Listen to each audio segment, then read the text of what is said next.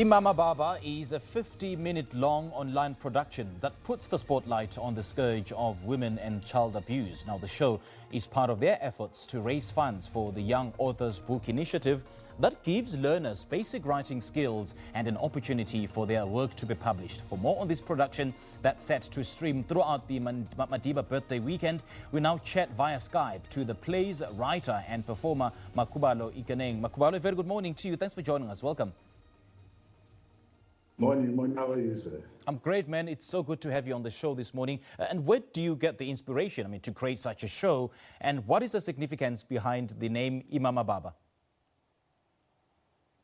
The inspiration came from the lockdown, actually.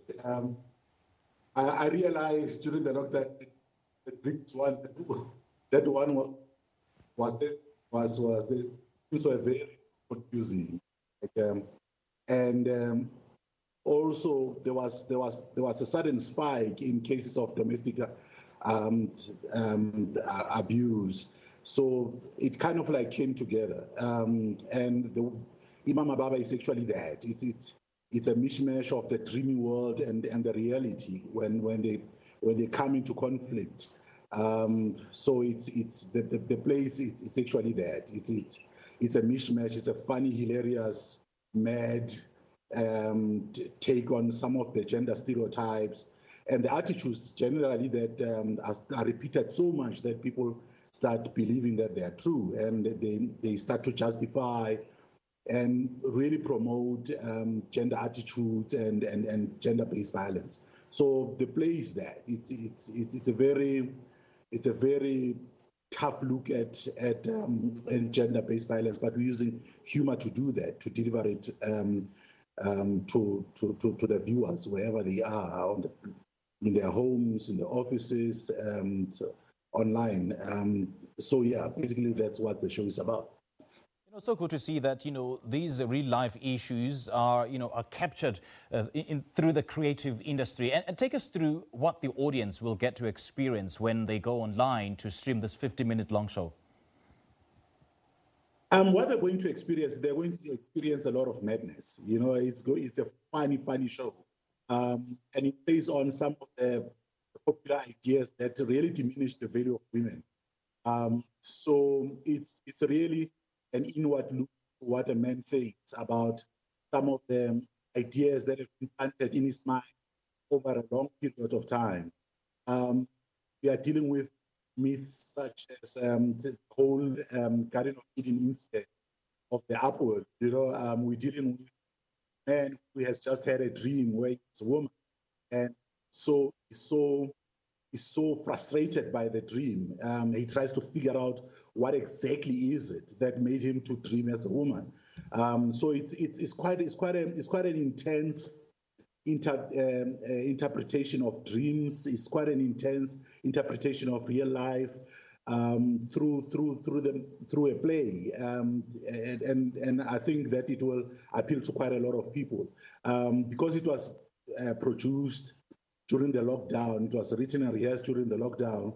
We got to show it to our kids, and they pretty liked it. So it's quite a big indication for us that it's something that the whole family can watch. It's something that parents can watch with their daughters and sons and say, these are some of the attitudes that will actually create problems for you in the future. So how do we deal with them? How do we start unmantling them so that at the end of the day they don't lead to actions that we see people taking and people some of the things that people do. So that's what it is. Making all these attitudes and really presenting like a courageous front to say, all right, let's change these things and let's make sure that we don't take them into our future. Right there, Makhubalo. When you say that how we deal with this problem is a very important facet of this problem in its entirety. So what kinds of conversations about gender-based violence are you hoping to start through this production? The kinds of conversations we want to start with this play is to really have people question what they believe about what they what women are, you know, like, because that's where it starts. You start having, you start in communities seeing young people getting to be introduced when they're still young, that women are not really as good as men. Women do witchcraft, women do this, women do that. And these are the attitudes that get repeated so much that they become some sort of culture.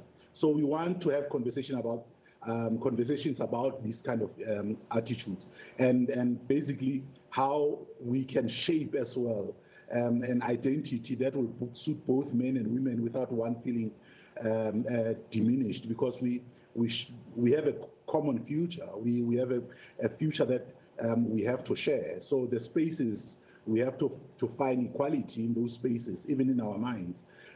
So the play is about that. It's about, like, let's find this little attitude and let's squash them before they become real problems. Right. And you worked with Lungile, who produced and directed this show. Take us through that working relationship and how you managed to bring both your visions to screen. Me and Lungile, we started a project called Young Authors Book Initiative, basically to give young people, learners, an opportunity to write stories about how they feel and to have them published in a book.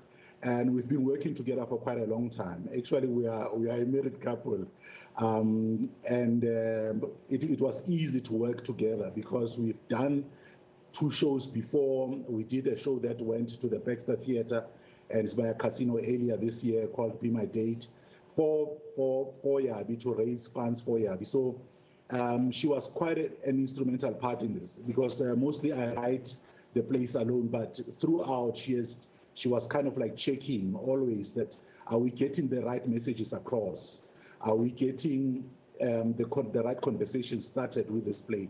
So it was really an empowering a situation to be able to work with somebody like that closely, and we share so much in terms of our life, our worldviews, that it made it so easy.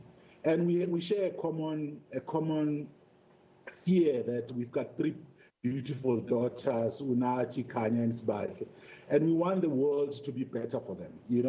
So the process of creating it was always to try and assist the world that they are going to live and to become better. So it was a really empowering process, because she's very, very talented as well. Her views, creative takes on things, it's quite empowering. Okay.